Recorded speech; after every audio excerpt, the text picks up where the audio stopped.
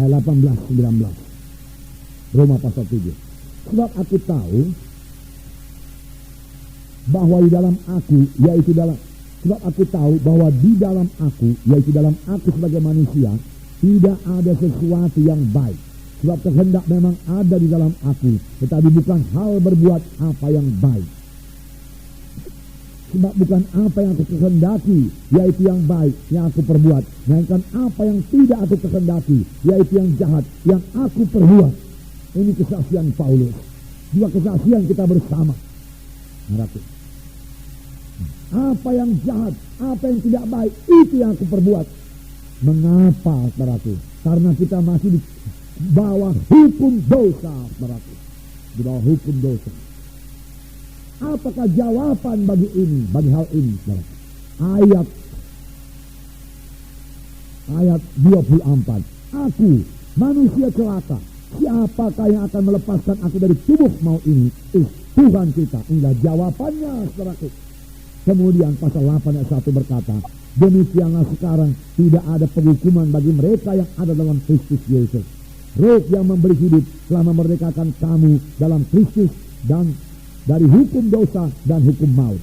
Ayat 2, roh yang memberi hidup atau Roh Kudus telah memerdekakan kamu dalam Kristus dari hukum dosa dan hukum maut. Roh Kudus membebaskan dari hukum dosa dan hukum maut. Apakah itu hukum dosa? Saudara, kita semua mengetahui hukum gravitasi. Daya tarik bumi. Kalau saya lempar ini ke atas, jatuh ke bawah, berarti. Nah, saudara, karena ada hukum gravitasi, berarti. Ya. Saudara, hukum dosa juga demikian. Kita mau berbuat baik, jatuh kepada dosa.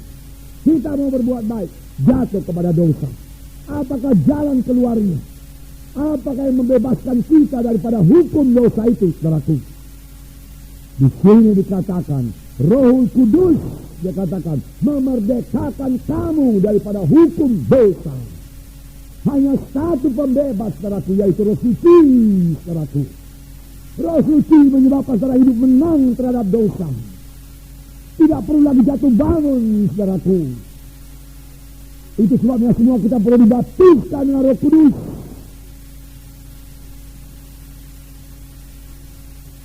Karena hidup kekristenan kita ini, saudaraku, bukanlah dimaksudkan Tuhan hidup jatuh bangun. Tetapi Tuhan mau kita hidup berkuasa melawan dosa, saudaraku. Tuhan mau kita hidup suci, saudaraku. Di dalam dunia ini, dari manakah kita capai itu, saudaraku? Dengan pengetahuan manusiawi kita, dengan kebulatan tekad kita, saudaraku. Berapa kuatkah kita manusia ini, saudaraku? Saudara, sama seperti untuk menerima keselamatan, kita tidak bisa menerima keselamatan dengan perbuatan baik kita, dengan kekuatan kita, dengan pengetahuan kita, dengan kesanggupan kita. Kita tidak bisa lahir baru, tidak bisa menerima keselamatan dari Tuhan. Apakah yang menyelamatkan kita? Yesus yang memberi anugerahnya kepada kita, saudaraku. Yaitu dia sendiri, saudaraku, disalib, memikul dosa kita. Ya, kalau kita percaya kepadanya dan menerima dia sebagai Tuhan dan Juru Selamat kita, lalu kita pun, saudaraku, lahir baru, selamat. Jadi keselamatan kita datang daripada Yesus. Demikian sesudah selamat, bagaimana jalannya kita hidup benar, hidup suci, juga tidak bisa dengan kekuatan kita. Kita perlu oknum ketiga, yaitu Roh Kudus yang berdiam dalam kita, supaya kita bisa hidup benar, hidup suci, saudaraku. Supaya kita bebas daripada hukum dosa. Apakah itu hukum dosa? Saya ulangi lagi, saudaraku. Yaitu satu hukum yang membawa manusia yang selalu jatuh kepada dosa. Mau berbuat baik, tapi dosa datang duluan. Lalu dia berduka cita, menyesal, menangis, saudaraku. Ampuni saya, ampuni saya. Lalu Tuhan mengampuni, memberikan darahnya menyucikan kita. Lalu damai Tuhan kembali lagi, persekutuan kembali lagi, saudaraku. Tidak merasa suka cita, berapa waktu kemudian jatuh lagi kepada dosa, saudaraku. Nah, saudaraku yang kasih dalam nama Yesus, bagaimana kita menang terhadap dosa ini, saudaraku? Bagaimana kita bebas dari hukum dosa ini, saudara? Saudara yang kasih dalam nama Yesus, Roh itulah yang membebaskan kamu dari hukum dosa. Roh Tuhan membebaskan kita daripada hukum dosa itu, saudara. Saudara yang kasih dalam nama Yesus, ini perlunya baptisan Roh Kudus. Ini perlunya baptisan Roh Kudus, saudaraku. Jadi terutama untuk diri kita lebih dahulu. Saudara, apakah kita sudah dibaptiskan Roh Kudus tidak bisa lagi jatuh kepada dosa? Bukankah Daud sudah penuh dengan Roh Kudus pada berkata, tapi jatuh kepada dosa? Bisa, tetap bisa jatuh kepada dosa. Tapi kita tidak di bawah hukum dosa itu lagi. Saudara, kita sudah merdeka dari hukum dosa itu. Kalau kita mengetahui hak kita ini, kita sudah merdeka. Kemudian dosa datang dan kita melawan dosa itu, saudaraku, kita mesti menang. Kita mesti menang. Roh Kudus sudah memerdekakan kami, dari hukum dosa dan hukum maut, yaitu Roh Kudus. Haleluya, saudara. Mereka telah oleh kuasa. Tanpa kuasa itu mereka tinggal kecil saja, saudaraku. Padahal Tuhan telah memberikan kuasa itu kepada kita. Menjadi saksi Yerusalem, Judea, Samaria, sampai ke ujung bumi. Nah, jadi itu pertama sekali, saudaraku, baptisan Roh Kudus kepada kita. Bila kita menang terhadap dosa, bila kita hidup benar, hidup suci, terima baptisan Roh Kudus. Setelah kita terima baptisan Roh Kudus, penuh senantiasa dengan Roh Kudus. Kalau sudah penuh dengan Roh Kudus, dalam beroleh kuasa untuk hidup benar, untuk hidup suci, saudaraku. Kalau sudah penuh dengan Roh Kudus, dan sudah baca firman Tuhan, saudara menjadi mengerti firman Tuhan ini. Kalau sudah penuh dengan Roh Kudus, dan sudah melayani, pelayan saudara diurapi oleh Roh Kudus. Jadi untuk diri kita sendiri, saudara. Yang kedua, saudaraku, Roh Kudus memberikan kuasa dalam pelayanan. Berikan kuasa dalam pelayanan. Sehingga pelayanan kita ini berhasil dan berbuah. Berapa banyak kali kita bersaksi melayani pada tahun 1991, tapi tidak berbuah. Tidak berhasil membawa jiwa itu kepada keselamatan. Saudara, untuk berbuah itu perlu kuasa, saudara, kuasa. Kuasa Roh Kudus yang mengurapi kita. Saudara, sehingga kalau kita memberitakan firman Tuhan ataupun bersaksi, ada urapan Roh Kudus. Kalau ada urapan Roh Kudus, apakah akibatnya? Saya bacakan dalam Kisah Rasul pasal 2. Kisah Rasul pasal 2 ayat 37. Saudaraku, ini Petrus yang berkhotbah. Saya bacakan. Ketika mereka mendengar hal itu, hati mereka sangat terharu. Lalu mereka bertanya kepada Petrus dan rasul-rasul yang lain, apakah yang harus kami perbuat, saudara-saudara? Nah, saudaraku, di sini Petrus berkhotbah. Dia berkhotbah pada hari Pentakosta. Saudara boleh baca khotbahnya pada ayat sebelumnya, di mana Petrus berkata, ini bukan mabuk anggur, hari baru pukul 9 pagi, tetapi inilah yang dikatakan oleh Nabi Joel, pada hari terakhir aku akan mencurahkan rohku terhadap sebuah manusia, anakmu laki-laki dan perempuan akan bernubuat, dan seterusnya, dan seterusnya. Akibatnya bagaimana? Di sini dikatakan, ketika mereka mendengar hal itu, hati mereka sangat terharu. Mengapa hati mereka sangat terharu? Dan mereka berkata, apa yang bisa kami perbuat? Apa yang kami perbuat? Saudaraku, mereka terharu karena ada kuasa Roh Kudus dalam pemberitaan Petrus.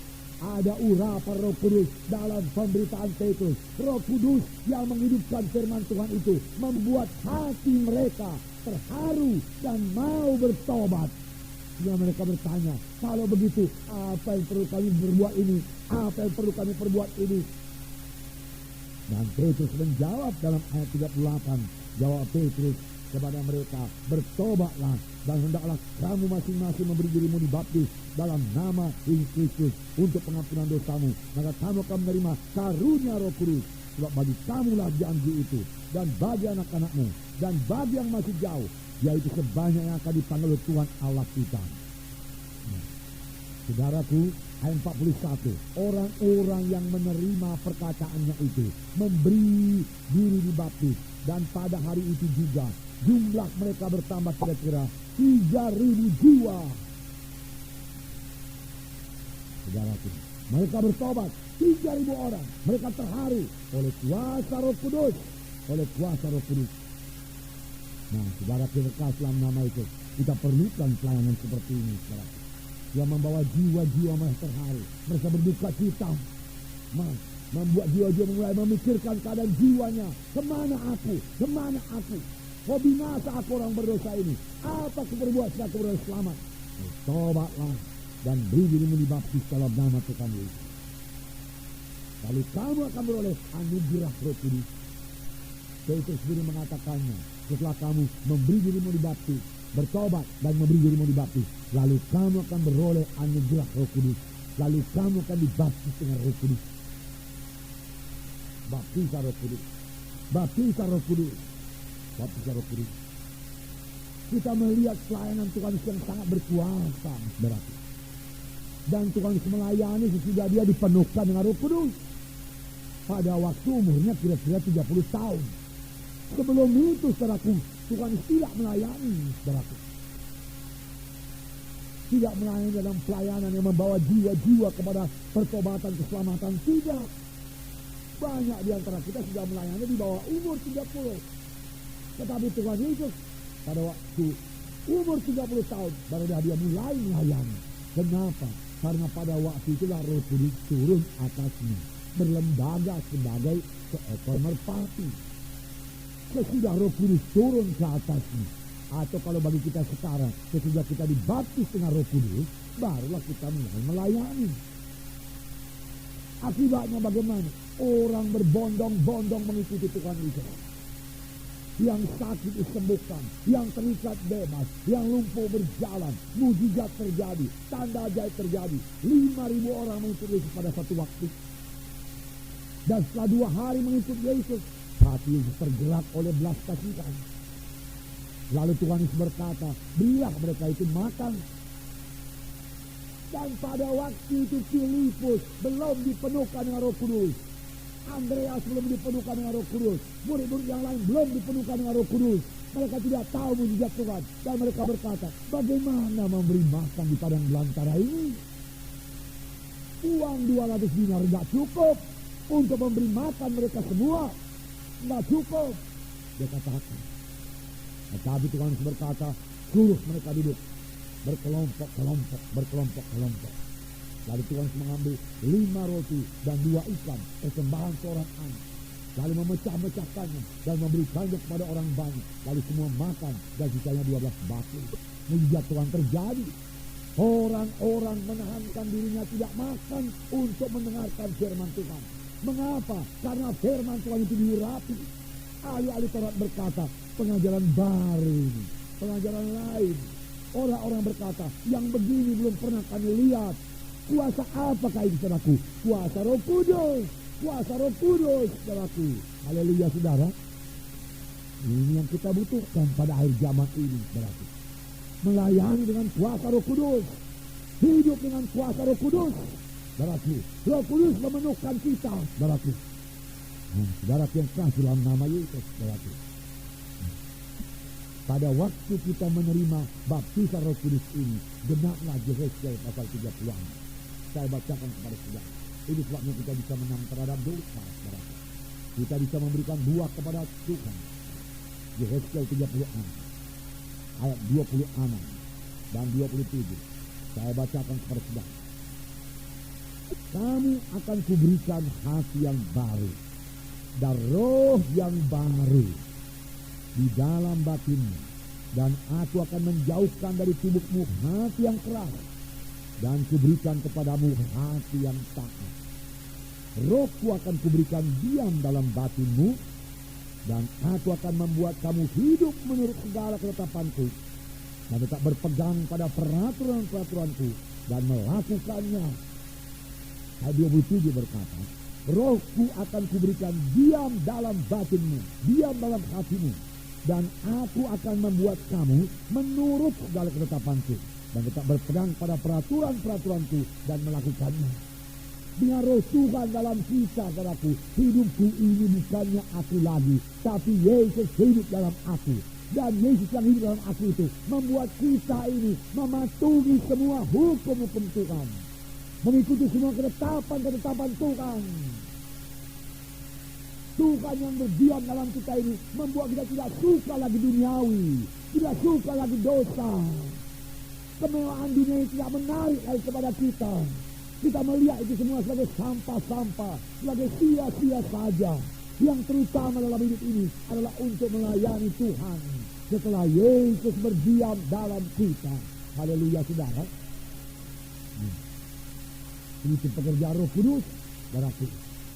Ini jalannya kita hidup suci, hidup benar, yaitu membiarkan Roh Kudus memenuhkan kita. Saudara berkata, saya sudah dibaptis dengan Roh Kudus, tetapi saya tidak merasakan kuasa Roh Kudus. Saudara yang kasih, supaya saudara merasakan kuasa Roh Kudus, bersandarlah padanya. Sadarilah kehadirannya, saudaraku. Mohonlah pertolongannya, saudaraku. Bersekutulah dengannya, saudaraku. Roh Kudus itu, saudaraku, bukan melayang-layang di udara ini, saudaraku. Bagaimana banyak orang menganggapnya demikian, saudaraku, berpendapat demikian. Roh Kudus diam dalam saudara. Saudara sudah dibaptis dengan Roh Kudus. Roh Kudus ada dalam saudara. Mari bertanya kepadanya. Mari mohon pertolongannya. Mari mohon kuasanya, saudaraku. Dan dia akan bekerja melalui saudara. Dan dia akan mengurapi pelayanan saudara. Dia akan mengubahkan saudara. Buku Efesus mengatakan, janganlah kamu penuh, janganlah kamu mabuk anggur, tetapi hendaklah kamu penuh dengan roh. Saudara, kalau orang mabuk oleh alkohol, ada akibatnya, saudara. Dia, tapi akibatnya negatif. Kalau kita penuh dengan Roh Kudus, ada akibatnya pada kita. Roh Kudus itu nyata, saudaraku. Roh Kudus itu bekerja dalam kita, saudaraku. Ada akibatnya dalam kita. Sudah. Nah, saudara kasih dalam nama Yesus, dalam Kisah 2 kita lihat contoh apa yang terjadi kepada Petrus, saudaraku. Kisah Rasul pasal 2. Saya bacakan. Maka bangkitlah Petrus dengan ke-11 murid itu, dengan ke-11 rasul itu, dengan suara nyaring ia berkata kepada mereka, hai kamu orang Yahudi dan semua yang tinggal di Yerusalem, ketahuilah dan camkanlah perkataanku ini. Orang-orang ini tidak mabuk seperti yang kamu sangka, karena hari baru pukul 9. Tetapi itulah yang difirmankan Allah melalui perantaraan Nabi Joel. Akan terjadi pada hari-hari terakhir. Demikianlah firman Allah, bahwa aku akan mencurahkan rohku ke atas semua manusia. Maka anak-anakmu laki-laki dan perempuan akan bernubuat, dan teruna-terunamu akan mendapat penglihatan-penglihatan, dan orang-orangmu yang tua akan mendapat mimpi. Juga ke atas hamba-hambaku laki-laki dan perempuan akan dicurahkan rohku pada hari-hari itu, dan mereka akan bernubuat. Dua perkara jadi pada Petrus. Perhatikan, yang pertama Petrus jadi berani. Biasanya dia takut kepada ahli-ahli Taurat, guru-guru orang Farisi, imam-imam. Dia takut. Saudaraku, dia takut mengakui Yesus di hadapan mereka. Tetapi pada waktu hari Pentakosta, Roh Kudus turun kepada Petrus sebagai nyala api, dan itu mengubahkan Petrus jadi berani. Jadi berani. Petrus berdiri di hadapan orang banyak itu, karena orang banyak itu menuduh mereka itu mabuk anggur. Karena orang banyak melihat padaku tingkah laku mereka tidak sebagaimana biasa lagi. Karena mereka penuh dengan Roh Kudus. Apakah kata Petrus? Ini bukan mabuk anggur sebagaimana sangkamu. Hari baru pukul 9 pagi. Tapi inilah yang dikatakan oleh nubuat Nabi Joel. Dia katakan, Petrus jadi berani setelah memberitakan kebenaran Tuhan. Petrus tidak takut lagi, saudaraku. Roh Kudus mengubahkan kita demikian juga, saudaraku. Saudara, Saya ini saudaraku dulunya, saudaraku tidak berani bicara di depan orang. Ya. Di depan 5 orang itu saya tidak berani, saudaraku, mengeluarkan pendapat saya, saudaraku. Saya tidak bisa memimpinkan satu pertemuan apapun, saudaraku. Saya pernah jadi protokol, saudaraku, sudah tamat SMA, saudaraku, sudah mahasiswa, tapi saya gagal, saudaraku. Saudara, tetapi sudah Roh Kudus membaptiskan saya, saudaraku, saya jadi berani. Saya tidak takut siapapun yang saya hadapi, saudaraku, siapapun yang duduk di muka saya, saudaraku. Saudaraku, mengapa? Karena Roh Kudus itu memberikan saya keberanian. Roh Kudus itu mengubahkan saya, saudaraku. Roh Kudus mengubahkan saudara juga, saudaraku. Selama ini saudara segan-segan bersaksi, mari penuh dengan Roh Kudus. Roh Kudus akan mendorong saudara, menggerakkan saudara. Sesudah itu apa yang diberikan Roh Kudus? Roh Kudus, saudaraku, membukakan rahasia firman Tuhan kepada Petrus. Petrus menjadi mengerti akan firman Tuhan. Apa kata Petrus? Di sini dikatakan, tetapi inilah yang difirmankan Allah dengan perantaraan Nabi Joel akan terjadi pada hari terakhir. Demikianlah firman Allah. Aku akan mencurahkan Rohku. Sekaligus saudaraku, Petrus mengerti firman Tuhan. Firman Tuhan jadi terbuka kepada Petrus. Petrus mengerti jalan Tuhan oleh Roh Kudus yang menerangkan kepadanya, saudaraku. Saudara, sebelum Roh Kudus turun, apakah yang jadi kepada Petrus dan murid-murid yang lain, saudaraku?